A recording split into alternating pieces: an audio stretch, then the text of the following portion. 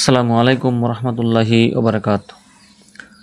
আজকে আলোচনা করব হযরত উমর রাদিয়াল্লাহু তাআলা আনহুর মৃত্যুর কাহিনী। যেদিন হযরত উমর ফারুক রাদিয়াল্লাহু তাআলা আনহুর উপর আক্রমণ করা হয়েছিল, সেই দিনটা ছিল ফজরের সময়। ফজরের সময় উনি জামাতে নামাজ পড়াচ্ছিলেন। এমন সময় আবু লুলু নামে একজন সন্ত্রাসী হযরত উমর রাদিয়াল্লাহু তাআলা আনহুর উপর আক্রমণ করে এবং ওনাকে হত্যা করার চেষ্টা করা হয় এবং খঞ্জর দিয়ে বা ছুরি দিয়ে ওনার পেটের মধ্যে অনেকগুলো আঘাত করা হয়, যার ফলে ওনার পেটের নাড়িভুঁড়ি কেটে যায়। উনি যদি পানি পান করতেন বা কোনো কিছু পান করতেন, তাহলে ওনার ওই পেট দিয়ে পানি বাহির হয়ে আসতো এবং তিনি গুরুতর আহত হলেন ওই সন্ত্রাসী আক্রমণে। তখন তার ক্ষত চিকিৎসার জন্য দুধ পান করানো হয়, কিন্তু সেই দুধ তার ক্ষত থেকে বের হয়ে আসতে লাগলো। এমন্ত অবস্থায় চিকিৎসক বললেন, হে আমিরুল মুমিনিন, আপনার জীবন সীমা শেষ হয়ে আসছে, আপনি কোনো ইচ্ছা থাকলে উচিত করতে পারেন বা আপনার ইচ্ছা পূরণ করতে পারেন। এমন সময় হযরত উমর রাদিয়াল্লাহু তাআলা আনহু তার ছেলে আব্দুল্লাহকে ডেকে বললেন, হুযায়ফা ইবনে ইয়ামেনকে আমার কাছে নিয়ে আসো। হুযায়ফা ইবনে ইয়ামেন রাদিয়াল্লাহু তাআলা আনহু ছিলেন সেই সাহাবী যাকে রাসূলুল্লাহ সাল্লাল্লাহু আলাইহি ওয়াসাল্লাম মুনাফিকদের নাম জানিয়েছিলেন। এই গোপন বিষয় কেবল একমাত্র হুযায়ফা ছাড়া আর কেউ জানত না। রাসূল করিম সাল্লাল্লাহু আলাইহি ওয়াসাল্লাম হুযায়ফাকে মদিনার মধ্যে কে কে মুনাফিক তাদের নাম হুযায়ফাকে নবীজি বলেছিলেন লিস্ট ধরে ধরে। যখন হুযায়ফা রাদিয়াল্লাহু তাআলা আনহু এলেন, তখন উমর রাদিয়াল্লাহু তাআলা আনহু রক্তক্ষরণ সত্ত্বেও তাকে বললেন, হে হুযায়ফা, আমি কি তোমাকে আল্লাহর কসম দিয়ে জিজ্ঞাসা করছি, রাসূলুল্লাহ সাল্লাল্লাহু আলাইহি ওয়াসাল্লাম কি আমাকে মুনাফিকদের মধ্যে উল্লেখ করেছিলেন? অর্থাৎ, হে হুযায়ফা, তোমার কাছে তো নবীজি সারা আরব জাহানের মুনাফিকদের লিস্ট দিয়ে গেছেন।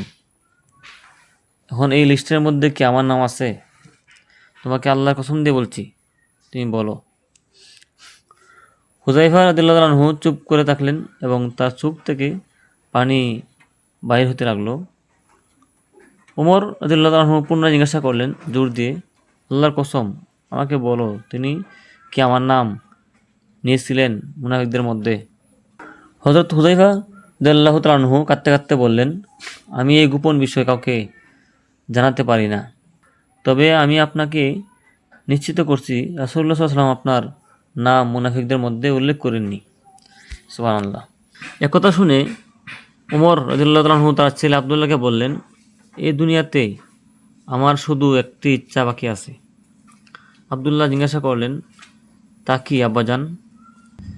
হযরত আয়েশা রাদিয়াল্লাহু তাআলা আনহার কাছে যাও এবং তাকে বলো, উমর ইবনে খাত্তাব সালাম পাঠিয়েছেন, কিন্তু তাকে বলো না যে আমিরুল মুমিনিন সালাম পাঠিয়েছেন, কারণ আজ আমি আর মুমিনদের আমির নই। তাকে বলো, উমর অনুরোধ করেছেন যেন তাকে তার দুই সঙ্গীর রাসূলুল্লাহ সাল্লাল্লাহু আলাইহি ওয়াসাল্লাম এবং আবু বকর সিদ্দিক রাদিয়াল্লাহু তাআলা আনহু পাশে দাফনের অনুমতি দেওয়া হয়। আব্দুল্লাহ গেলেন এবং আয়েশা রাদিয়াল্লাহু তাআলা আনহার কাছে অনুমতি চাইলেন। তখন আয়েশা রাদিয়াল্লাহু তাআলা আনহা কাঁদতেছিলেন, কিন্তু তিনি বললেন, আমি এই জায়গাটি আমার জন্য রাখতে চেয়েছিলাম, কিন্তু আজ আমি এটি উমরের জন্য উৎসর্গ করেছি। আব্দুল্লাহ রাদিয়াল্লাহু তাআলা আনহু খুশি মনে ফিরে এসে সংবাদটি জানালেন, কিন্তু উমর রাদিয়াল্লাহু তাআলা আনহু তখনও মাটিতে মুখ রেখেছিলেন।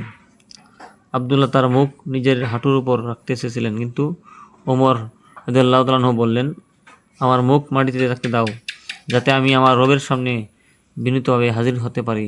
ওমরের জন্য আফসোস যদি তার রব তাকে ক্ষমা না করেন। ওমর রাদিয়াল্লাহু তাআলা আনহু তার ওসিয়ত করলেন, যখন আমার জানাজা হবে তখন হুযায়ফার প্রতি নজর রেখো। যদি তিনি আমার জানাজায় অংশগ্রহণ করেন, তবে বুঝে নিও আল্লাহ আমাকে ক্ষমা করেছেন। তারপর আমাকে রাসূলুল্লাহ সাল্লাল্লাহু আলাইহি ওয়াসাল্লামের কক্ষের দরজায় নিয়ে গিয়ে বলো, হে মা, আপনার ছেলে উমর অনুমতি চাচ্ছে। যদি তিনি অনুমতি দেন, তাহলে আমাকে সেখানে দাফন করো, অন্যথায় আমাকে সাধারণ মুসলমানদের কবরস্থানে দাফন করো। এতপর হযরত উমর রাদিয়াল্লাহু তাআলা আনহু ইন্তেকাল করলেন এবং তার জানাজা যখন আরম্ভ হলো তখন হুযায়ফা রাদিয়াল্লাহু তাআলা আনহু জানাজায় অংশগ্রহণ করলেন। তখন হযরত উমর রাদিয়াল্লাহু তাআলা আনহুকে আয়েশার কক্ষের দরজার কাছে নিয়ে যাওয়া হলো। তিনি অনুমতি দিলেন। এইভাবে উমর রাদিয়াল্লাহু তাআলা আনহু তার দুই সঙ্গীর পাশে দাফন হলেন।